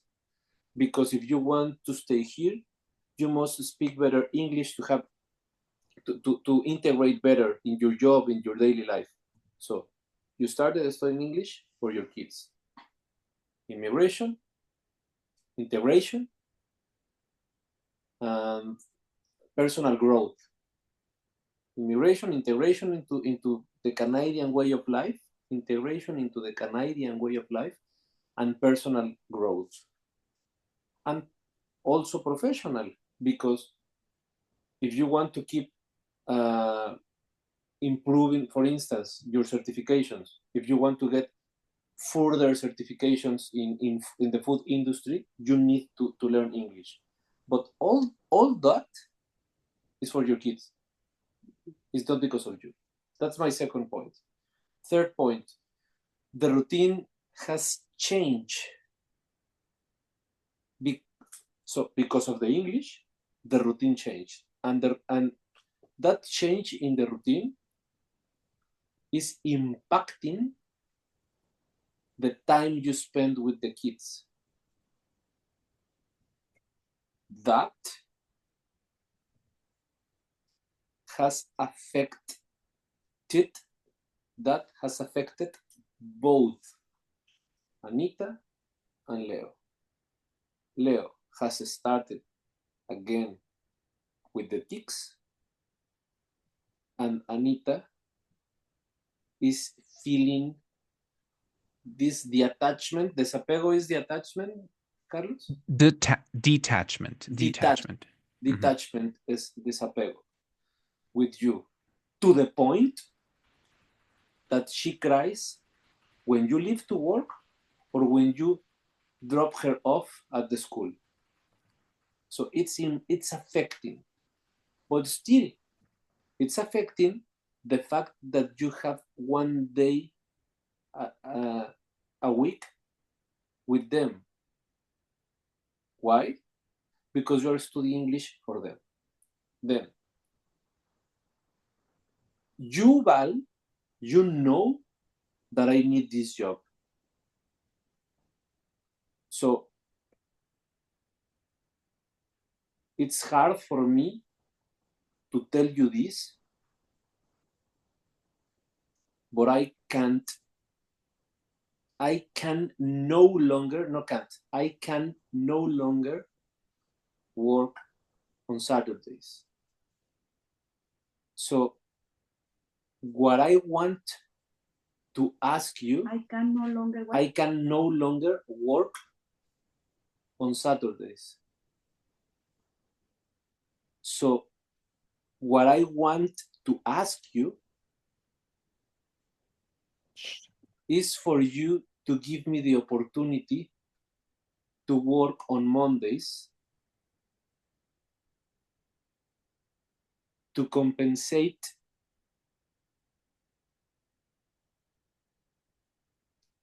the time I won't be working on Saturdays.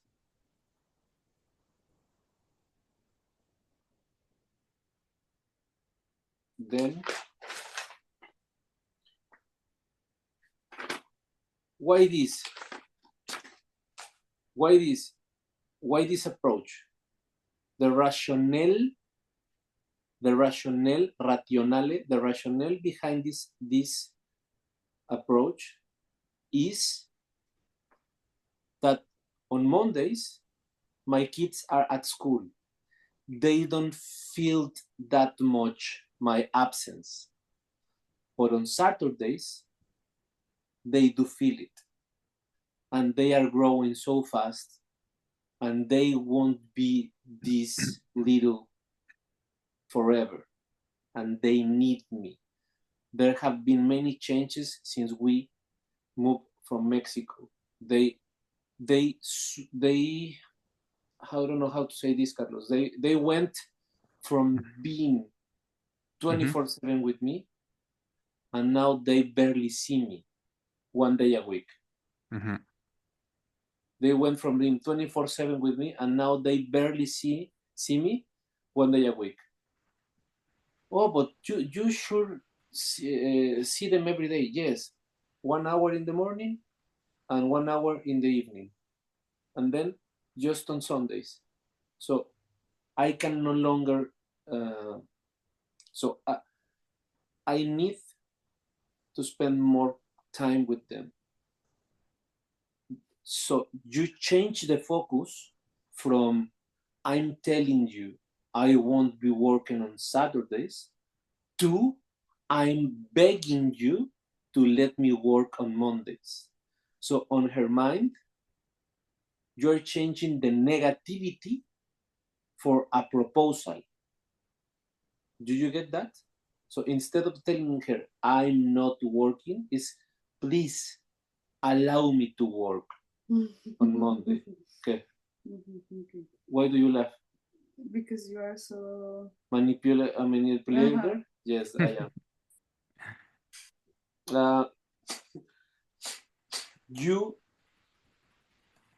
must not propose Fridays unless she pushes you. Unless she pushes you, you must not propose Fridays, because you pull down your trousers immediately. Because he was a bitch. But you should stay like, remember that you are willing to quit if she pushes you as hard as Carlos did. So that shouldn't be a concern to you, okay? So you are not telling her that you are not telling her that you are no longer working on Saturdays. Rather, you are asking her to let you work on Mondays. Then, okay. The other note is you shouldn't say you shouldn't propose Fridays. You said light, yes, late Friday, late Friday, not light Friday. I feel me bad. I have heard you say this a lot, and I make Carlos responsible for this, because you always say I feel me bad. No, it's I feel bad. Me siento mal. I feel bad. No, I feel me bad. Okay? I feel bad. I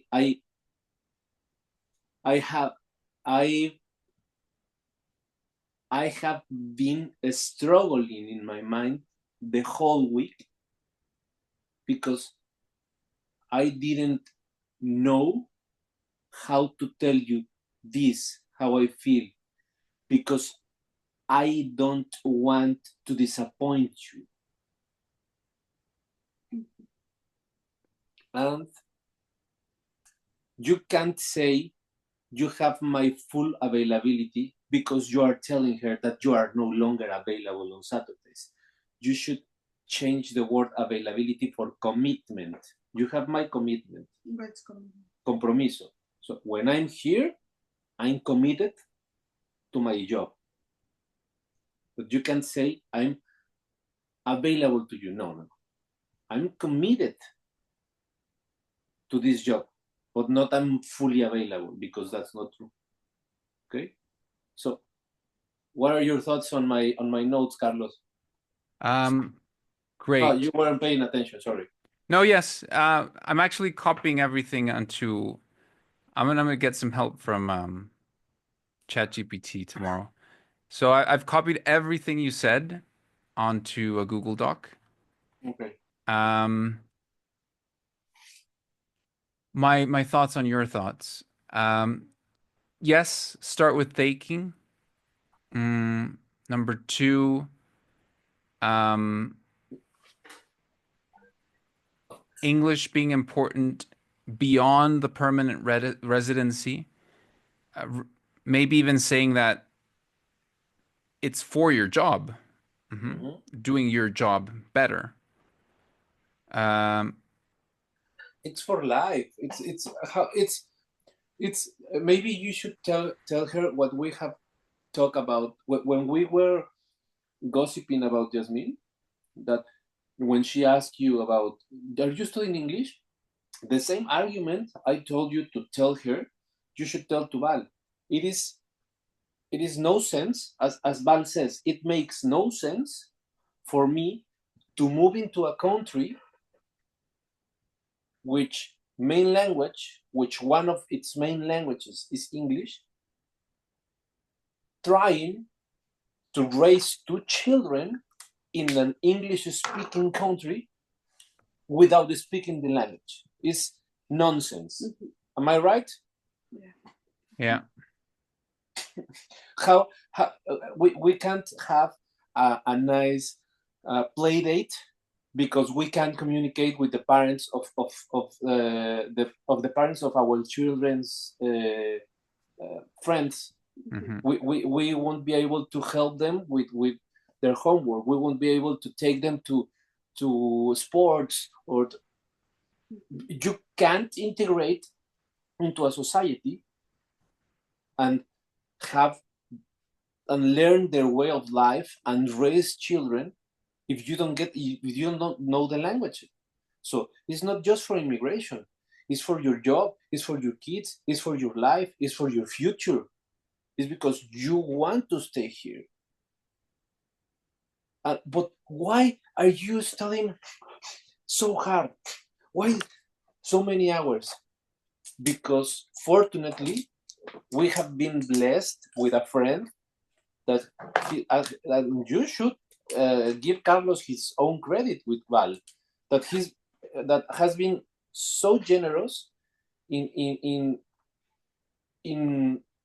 giving us all this availability and this quality and his time and accommodating with our needs. Because where do you think, Val, I'm going to find someone that can fit my schedule as a full-time employee, as a full-time mom? Where? Who's gonna do it? In these immigrant, how do you say, associations, once a week? How long it's gonna take me to so you should, and that is the truth. Carlos, sorry, we're taking more time today. We can compensate later. I can take your notes. I took your notes. I'll take. So tomorrow I'm going to be ready for practice again. We can use the full 2 hours tomorrow to practice this. No, we definitely should. And we have a lot to work with. We have a really strong, we'll have a really strong start because of the feedback. I'm going to send you a document and I'll share it with Sergio as well. These are the notes of one. I'm going to share my screen very quickly. A ver, compartir. Ahí está. The one who has to go to sleep is you. We can stay here for long. Okay, yes. So, conversation, Anabel. ¿Dónde está la condenada? Okay. So, this is the model that we worked on yesterday. I thought it was very good. However, I'm going to create a new model based on Sergio's feedback. This is the worst case scenario. So this is literally every word that Anna said and then what Bal said. So as you see, it's a very short conversation because Bal was not very receptive. Tomorrow we'll practice with something longer, okay? Bal being more inquisitive, like more interested, more curious, and Anna having more arguments based on the details that Sergio is giving. So I'm going to send this document via WhatsApp to both of you. You can edit if you need to edit anything. Just don't edit the worst case scenario because that's word for word what we discussed in our role play. Okay, Carlos, what do you what are your thoughts? And just the last question comment I'm going to say today. I mean, it's good for practicing purposes that we are doing this exercise, but this is the stakes are really high, and this is real life. Sure. So I'm thinking that what I want to ask you is, what are your thoughts about Anna actually writing a letter, printing it, approach to Val and tell her, Val, I didn't want it to stutter when telling you this, so please read this here with me, and then we can talk. But first I need you to read this, because I wrote this in Spanish and I translated it because it's so important for me, and I didn't want to say anything that could be misinterpreted or that didn't convey what I was really trying to tell you. And then when what we have been discussing, one page, she gave it to her, and then ask me whatever you want, but I didn't want to mess it up. Well, in other words, what are your thoughts about it? I think that's a great idea. Honestly, that is something that I would do even if it were in my native language. If I felt extremely nervous or worried because of the effects of a conversation, I think I would also take your advice. I myself, Carlos, in Spanish, would actually write a letter, present the letter, and be open to, feedback, questions. But having the letter as a basis will cover all the arguments.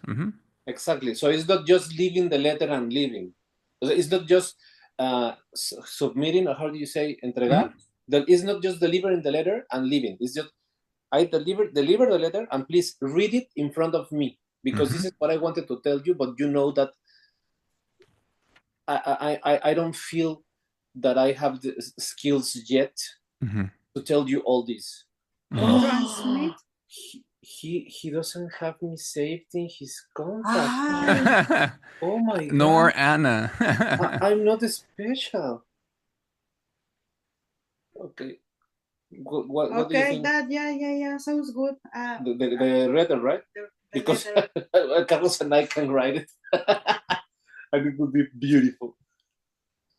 Yes, because write it you? No, he's a writer, I'm the manipulator, so we are the perfect team. Yeah, we could get, I guess you'll let me know when we'll meet tomorrow. Sergio, like you, Sergio. Yeah, at what time? The soonest you can. I'm eager to meet with you. I really miss you today, and you didn't reply my message. Yeah, sorry about that. Tomorrow at... Okay. How can I say transmitir? Convey. I 12. Convey. I write this in Spanish for you, and I translate That is. by myself. Uh-huh. No. Because I want to transmit it. Because I didn't want to. Carlos, help me here. Okay, let's try and try. Yeah, the question was? La carta porque no quería. No, but not. I didn't want, because I really wanted to convey what I feel and what I wanted to say. Okay. So we remove the negative from the speech. Yeah. Okay, you and I can dedicate our session for gossip, a little philosophy, and then write her letter. Write her letter, yeah. At night, you can read the letter and then rehearse with Carlos from the letter. Yeah, so I can prepare some questions, so to make believe that Val read the letter and now she has some questions, so I'll still ask you questions, but you're going to have your letter with you tomorrow in class, and you're going to use that as a basis for a little Q&A, questions and answers. Perfect. Okay. Sounds good. Just let me know at what time is good for you tomorrow. Do you think 12 Mexico, 10 Canada works? Perfect. Absolutely. If you can earlier, you know that from 8:40, so you're 10:40, I'm available. So 8:40, 10:40. Okay. Let's try 11 then. 11? So my 9? You're 9, yeah. Great. Okay. Until you have to go, I can spend, because I advance too much in my homework. I can spend okay, great. with you, and then I will take care of the other homework. So yeah, okay, great. So yeah, we can have a longer session tomorrow. Excellent. Well, have to some catch up on everything. Yeah. Have a good night. You too. I'll see both of you tomorrow. Great. And yeah, I'm feeling confident. Yeah? I'm feeling confident about this. I'm feeling pretty. I'm feeling handsome. All right. Okay. Great. Thank you Have so a good much. night. You too. Bye to both. Bye. Good night.